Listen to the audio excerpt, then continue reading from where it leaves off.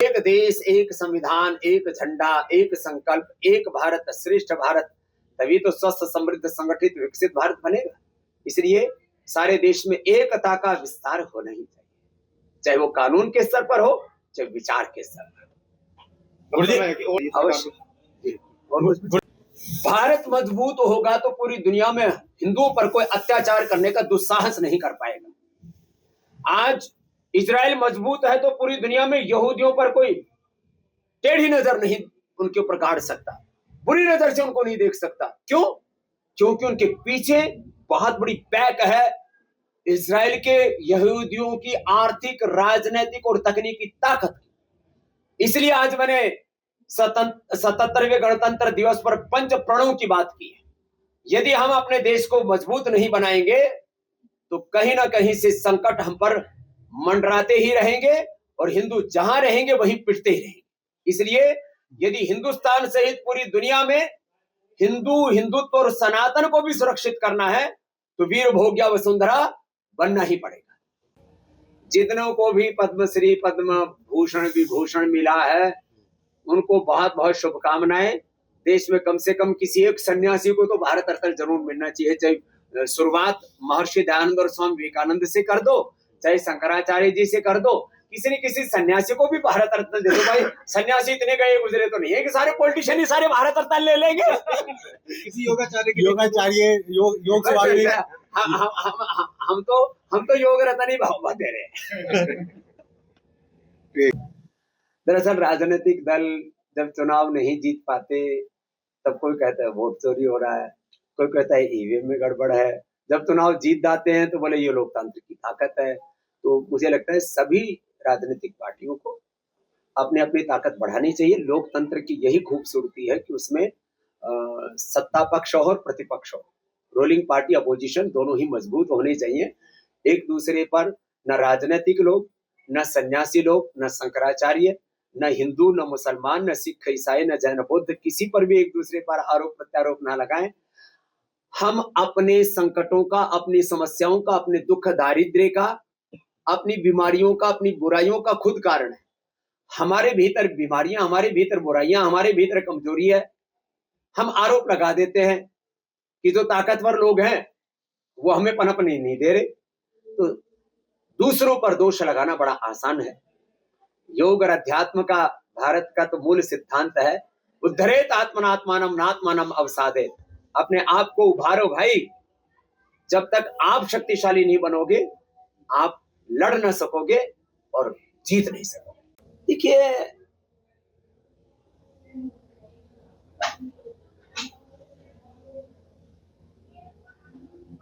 पालकी में जाकर के स्नान करें कि पैदल जाकर के स्नान करें, नॉर्मल तरीके से स्नान करें कि वीआईपी स्नान करें, भैया स्नान का पुण्य है, पालकी का पुण्य नहीं है।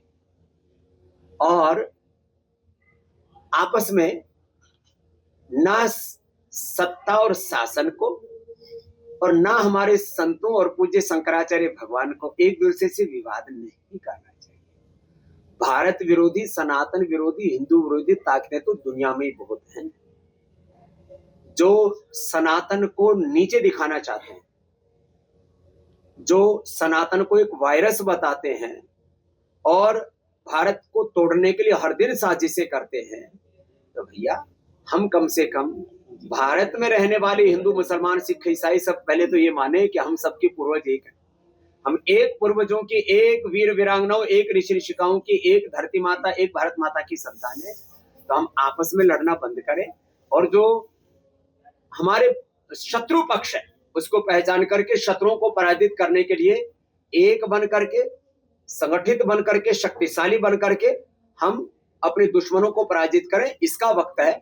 और किसी से भी भूल हुई है, यदि शासन से भूल हुई है तो शासन को अपनी भूल सुधार करना चाहिए। और यदि शंकराचार्यों ने ताओ में आकर के किसी को बाबर और औरंगजेब कहा है वो भी ठीक नहीं है। देखो आपस में ऐसे किसी को भी नीचा कहना, किसी के ऊपर लांछन लगाना, किसी के बारे में ओछी बातें करना, ये तो ओछापन है। स्वामी जी,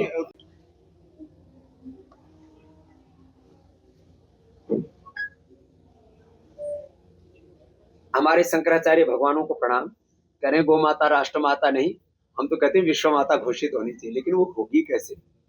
माना कि कानून भी बन गया कि भाई गौ माता राष्ट्र माता घोषित हो गई। हमने तो कहा गौ माता विश्व माता, गाओ विश्वस्य मातरः, हमने घोषित कर दिया। गौ माता बचेगी कैसे? नंदी बचेंगे कैसे? गो आधारित कृषि और ऋषि प्रधान देश से कैसे होगा? जब तक सुबह उठ करके हम गोधन अर्क का सेवन नहीं करेंगे, गोघृत का सेवन नहीं करेंगे, घरों में स्वच्छता के लिए चौके के लिए गोबर का, गोनैल का प्रयोग नहीं करेंगे, जब तक गो आधारित कृषि नहीं होगी, जब तक गोचर भूमि सुरक्षित नहीं होगी, उसके लिए गांव में कमेटियां नहीं बनेंगी, और जो अपराधियों के कब्जे में, भूमाफियाओं के कब्जे में जो गोचर भूमि है और वहां पर जो विलायती कीकर उगी पड़ी है उसको हम साफ नहीं करेंगे, अपने आप को हमें देखना पड़ेगा। गो माता तभी बचेगी जब हर व्यक्ति कम से कम 10 रुपए का भी प्रोडक्ट रोज यूज करना शुरू कर दे, तो हर दिन कम से कम 1000 से लेकर के 10,000 करोड़ रुपए हिंदू गो माता के लिए सहयोग कर पाएंगे, तब गो माता बचेगी। तो गो माता राष्ट्र माता घोषित हो, इसके साथ साथ हर एक हिंदू एक गाय पाले, और वही जैसे पतंजलि 1 लाख गौ माता की सेवा कर रहा है, ऐसे एक एक शंकराचार्य भगवान और जितने भी हमारे साधु संत महात्मा है, कम से कम 1000 से लेकर के 5-10,000, 1-1 लाख गाय खुद पाले, और हिंदुओं से पलवाने के लिए हर दिन बाहर निकले। हमें अपने मठ मंदिरों से बाहर निकलना होगा। सुबह 3-4 बजे से लेकर के रात के 10 बजे तक पुरुषार्थ करना पड़ेगा। खाली बयानबाजी से बात नहीं बनेगी। हमारी संस्कृति तो पुरुषार्थ चतुष्टय के धर्म अर्थ काम मोक्ष की सिद्धि पुरुषार्थ से होगी, खाली लफाजेबाजी से नहीं। टैरिफ टेररिज्म चल रहा है, कहीं सत्ता का उन्माद, कहीं संपत्ति का उन्माद, कहीं मजहबी उन्माद। और भारत में तो सनातन धर्मियों में ही एक दूसरे पर आरोप प्रत्यारोप करके सनातन में भी कुछ लोग उन्माद फैलाने की कोशिश कर रहे हैं, गोमाता के नाम पर, गंगा के नाम पर, कोई पालकी के नाम पर। अमेरिका ने अभी कनाडा को 100% टैरिफ की धमकी दी, तो कभी भारत पर 25, 50 और 100%, कभी किसी देश पर तो 500% टैरिफ की धमकी। दुनिया एक बहुत खतरनाक दौर से गुजर रही है। ऐसे में हमें एक भारत श्रेष्ठ भारत, एक स्वस्थ समृद्ध संगठित विकसित भारत बनाना है, तो स्वदेशी शिक्षा, स्वदेशी चिकित्सा, स्वदेशी सनातन जीवन पद्धति और अपने सनातन विरासत को सर्वोपरि गौरव और महिमा देते हुए आज गणतंत्र दिवस पर अपने कर्तव्य पथ पर प्रतिबद्धता के साथ इस रूप में आगे बढ़ने की आवश्यकता है कि हम भारत को दुनिया की सबसे बड़ी आर्थिक शक्ति, सबसे बड़ी सैन्य शक्ति, सबसे बड़ी राजनीतिक, सामाजिक और आध्यात्मिक शक्ति के रूप में विकसित कर पाए और पूरी दुनिया भारत से प्रेरणा ले पाए। इसके लिए आज 77वें गणतंत्र दिवस पर मैं सब देशवासियों से आह्वान करता हूं कि सब स्वदेशी का व्रत लें और मैकाले की शिक्षा का बहिष्कार करें, एमएनसीज का बहिष्कार करें, सारे बुराइयों का और सब प्रकार के आपसी लड़ाई झगड़ों का बहिष्कार करके हमें भारत की एकता, अखंडता और संप्रभुता को सर्वोपरि रख करके सबको मिलजुल करके ऐसा काम करना है। आज जब हम 95 रुपए, 110 रुपए लेकर के जाते हैं तो हमको $1, 1 पाउंड, 1 यूरो पकड़ा दिया जाता है अमेरिका, ब्रिटेन, यूरोप की तरफ से। मैं वो दिन देखना चाहता हूं जब हमारा 1 रुपए $100 के बराबर हो, और वो हो सकता है यदि हम 140 करोड़ भारतीय अखंड प्रचंड पुरुषार्थ करें। अब सब लोग चाहते तो है हमारी करेंसी की वैल्यू हो, हमारे भारत के पासपोर्ट की वैल्यू, हमारे भारत के सिटीजन्स की वैल्यू हो, लेकिन हमारी हालात यह है कि दुनिया के 10-15 देशों को छोड़ करके कोई दुनिया का बड़ा देश हमको हमारे पासपोर्ट पर बिना वीजा के अपने यहाँ घुसने तक की अनुमति देता नहीं है। हमने अपनी करेंसी की हालात बहुत निम्नतम स्तर पर ले आए हैं। हम आज यदि हमने अपने देश को शक्तिशाली नहीं बनाया तो अमेरिका से लेकर के, चाइना से लेकर के, यद्यपि आज रसिया हमारा मित्र है, लेकिन हमने अपने आप को शक्तिशाली नहीं बनाया तो सब मुंह फेर लेंगे।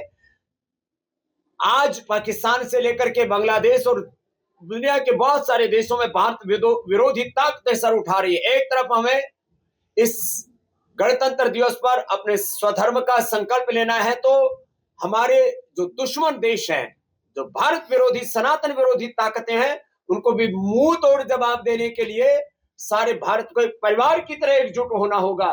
न तो साधु संतों में, न तो शंकराचार्यों में कोई राड़ हो, कोई फसाद हो, ना ब्राह्मण क्षत्रिय वैश्य शूद्र के नाम पर, न जाति वर्ग समुदाय के नाम पर, न भाषाओं के नाम पर, न प्रांतों के नाम पर किसी प्रकार का प्रांतवाद का उन्माद हो, न भाषावाद का उन्माद हो, न कोई सांप्रदायिक उन्माद हो।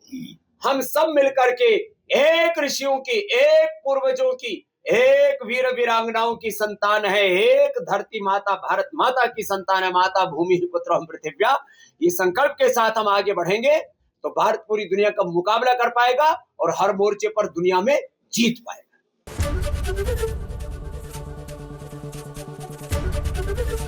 एबीपी गंगा, खबर आपकी, जुबान आपकी।